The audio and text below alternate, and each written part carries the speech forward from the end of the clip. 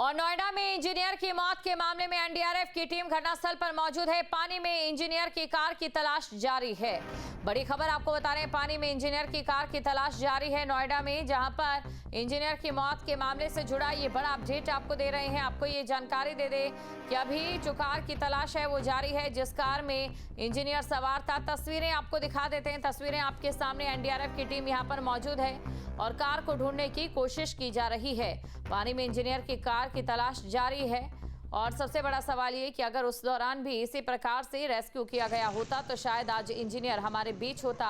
लेकिन तब जो चीजें निकलकर सामने आई, जो प्रत्यक्षदर्शियों की ओर से बताया गया, जो रेस्क्यू करने के लिए बचाव दल यहां पर पहुंचा था वो पानी में उतरने के लिए ही तैयार नहीं था और लापरवाही पर भारी जन आक्रोश भी है। घटनास्थल पर आप देख सकते हैं कितने लोग यहां पर मौजूद हैं और इसी के साथ यहां पर जो टीमें हैं वो लगातार ये प्रयास कर रही है कि किसी भी तरीके से कार को बाहर निकाला जाए। बड़ी खबर आपको बता रहे हैं, नोएडा में इंजीनियर की मौत के मामले से जुड़ी ये बड़ी खबर। एनडीआरएफ की टीम इस समय घटनास्थल पर पहुंची है और इसी के साथ यहां पर अब कार ढूंढने का प्रयास किया जा रहा है।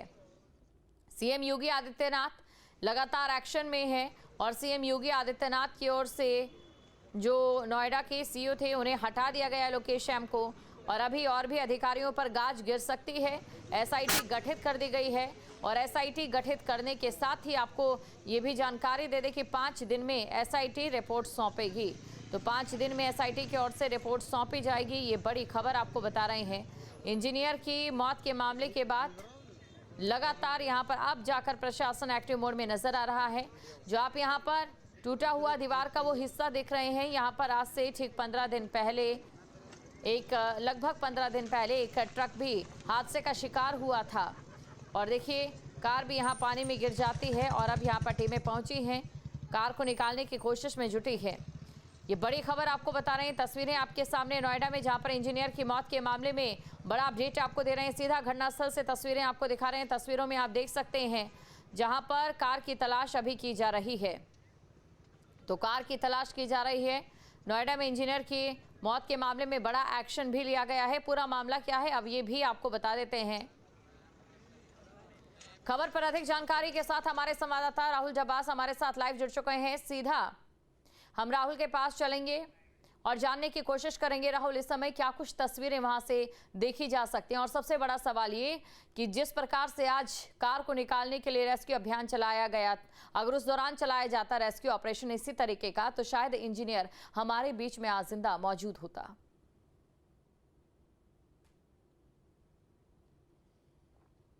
निश्चित तौर से, क्योंकि जब एनडीआरएफ की टीम पहुंची थी 10 मिनट के अंदर बोट्स में हवा भर दी गई थी और मोटर बोट के सहारे जो ग्राउंड जीरो है वहां एनडीआरएफ पहुंच गई थी। और एनडीआरएफ की अगर बात करें तो इक्विपमेंट्स के लिहाज से भी बहुत पुख्ता है, क्योंकि सोनार का इस्तेमाल लगातार किया जा रहा है। जिस तरीके से रेडार हवा में ऑब्जेक्ट्स की पहचान करता है, वैसे ही सोनार पानी के अंदर पहचान करता है और वो स्थिति नजर आ रही है।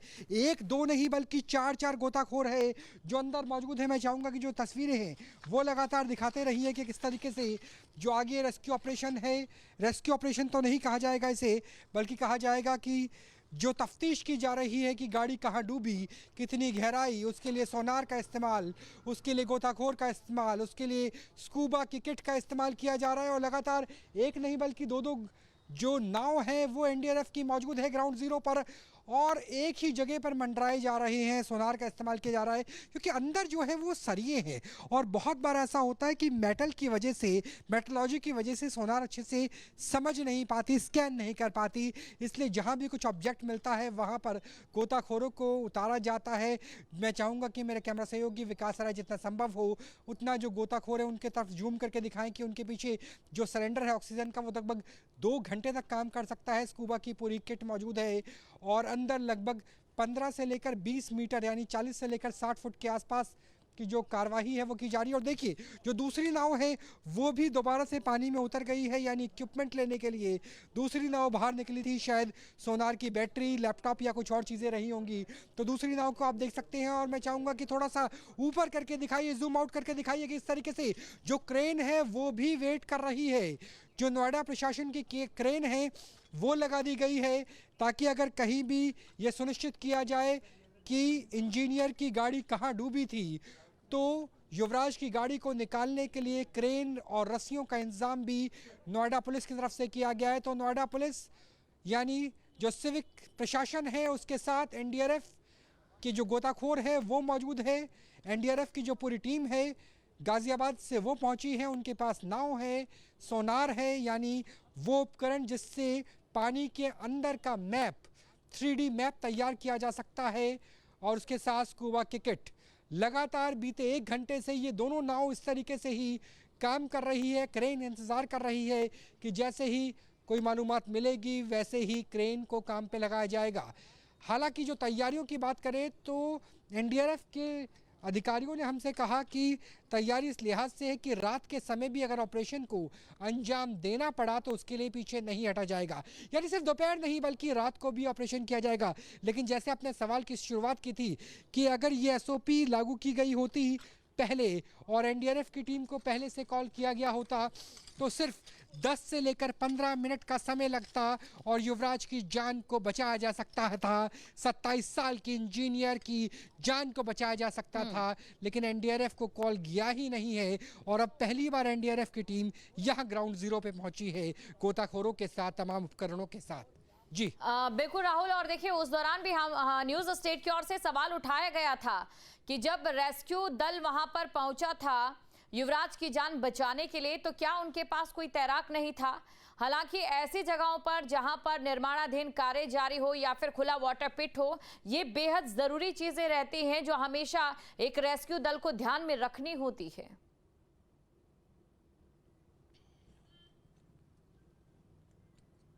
देखिए निश्चित तौर से 2-3 चीज़ें हैं। पहला तो जो सेक्टर 150 की रोड है वो काफ़ी वाइड है, 6 लेन की रोड है, और अगर रफ्तार 60 किलोमीटर प्रति घंटा हो, मैंने सुबह ड्राइव करके देखा था तो लगभग 2 से लेकर 3 सेकंड का ही रिएक्शन टाइम था।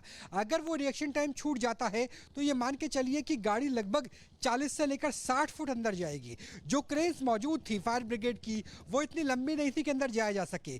जो प्रत्यक्षदर्शी हैं उन्होंने हमसे बात करते हुए बताया कि जो नाव उतारी गई नाव में पतवार नहीं था, इस वजह से अंदर नहीं जा पाए। और कोई किसी को अंदाजा नहीं था कि आप रात के समय के लिहाज से देखिए, फॉग, डेंस फॉग के लिहाज से देखिए कि कौन व्यक्ति बिना उपकरणों के अंदर जाकर के पता करेगा कि कहां पर जो नीचे सरिया है, क्योंकि निर्माणाधीन इमारत थी ये, वो तो नहीं है, और किस तरीके से जाया जाएगा। और इसी खतरे से मोल लेने से बचते हुए लगभग 2 से ढाई घंटे तक, चाहे वो पुलिस के लोग हो, चाहे प्रशासन के हो या फायर ब्रिगेड के हो, वो काफी हद तक नजर आए और इसकी वजह से जान नहीं बचाई जा सकी। लेकिन अगर तैयारियों की बात करें तो एनडीआरएफ के पास वो तमाम उपकरण हैं। सोनार के जरिए देखा जा सकता है कि कहां पर किस जगह पर ज़्यादा ऊंचाई है कि ज़्यादा निचाई है, और उन उपकरणों के साथ, उन गोताखोरों के साथ, उन स्कूबा की किट के साथ 1-2 मिनट नहीं बल्कि 2 घंटे तक भी अंदर जाकर के बिना रुके पानी के अंदर का पूरा मॉड्यूल, पूरा मॉडल तैयार किया जा सकता है। और वो स्थिति यहाँ पर नजर आ रही है कि लगातार जो एनडीआरएफ के जवान हैं वो सिविल प्रशासन के अंतर्गत काम कर रहे हैं। जी बिल्कुल राहुल, और अभी यहाँ पर जब तफ्तीश की जा रही है कार को लेकर, ये कोशिश की जा रही है कार को ढूंढने को लेकर, अभी कितना समय हो गया है, उससे भी बड़ी लापरवाही ये कि यहाँ पर पानी जमा होता गया लेकिन पानी के निकासी को लेकर कोई कदम नहीं उठाया गया। यही वजह रही कि आज प्रशासन को इतनी मशक्कत भी करनी पड़ रही है।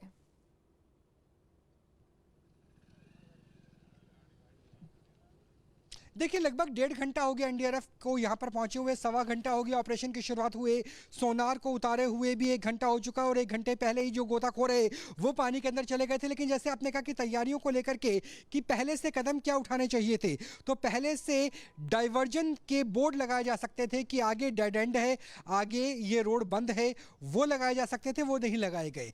जो हमारे स्थानीय निवासियों से बात हुई उन्होंने कहा कि स्ट्रीट लाइट भी बीते 2-3 दिन से जलनी शुरू हुई है, उस रात को स्ट्रीट लाइट भी नहीं चल रही थी, नेटवर्क नहीं मिलता है। और लोगों ने तो यहां तक बताया कि अगर आप गूगल मैप से जाएंगे तो गूगल मैप यहां आने के बाद रुक जाएगा, बफरिंग शुरू कर देगा, क्योंकि इंटरनेट भी नहीं है। आसपास का पूरा इलाका बीहड़ का इलाका है, और यही वजह है कि यहां पर जो कदम उठाने चाहिए थे वो नहीं उठाए गए।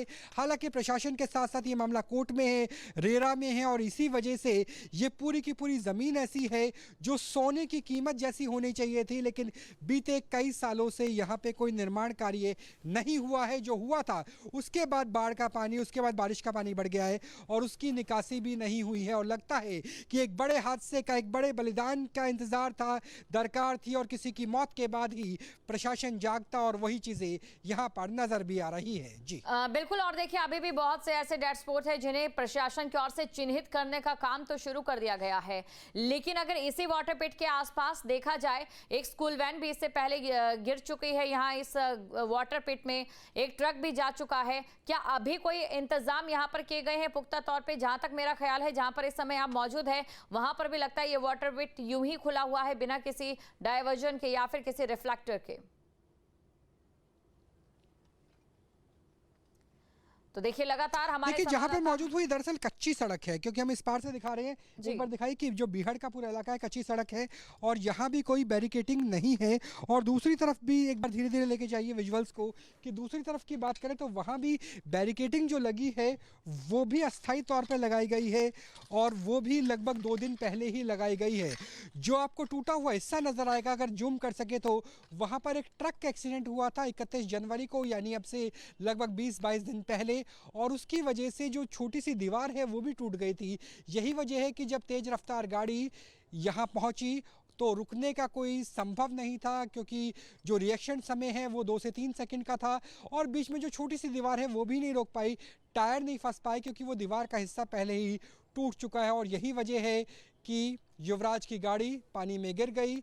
युवराज लगातार अपने पिता से, बाकी लोगों से बात करने की गुहार लगाते रहे, लेकिन बचाव अभियान शुरू नहीं हो पाया जब तक मृत्यु नहीं हो गई थी। और शायद अगर एनडीआरएफ को उस वक्त कॉल कर दिया जाता तो हो सकता है, जैसे हमने देखा दिन के समय कि लगभग 15 मिनट का 10 मिनट का समय लगा एनडीआरएफ की बोट्स को पानी के अंदर ग्राउंड जीरो पे पहुंचने का, तो वैसे ही रात के समय भी ऐसे ऑपरेशन को अंजाम दिया जा सकता था। जी बिल्कुल, ये तस्वीरें लगातार यहाँ पर हम दर्शकों को दिखा रहे हैं। राहुल, एक आखिरी सवाल आपसे मैं ये पूछना चाहूंगी, प्रशासन की ओर से अब कदम उठाए गए हैं, लेकिन क्या ये कदम अभी भी काफ़ी नज़र आ रहे हैं? क्योंकि कई ऐसे स्पॉट और अस्थायी तौर पर लगाई गई ये जो यहाँ पर आप कह सकते हैं बैरिकेटिंग है, वो कितने ही हादसों को रोक पाएगी? सबसे बड़ा सवाल ये कि क्या सिर्फ लीपापोती की जा रही है?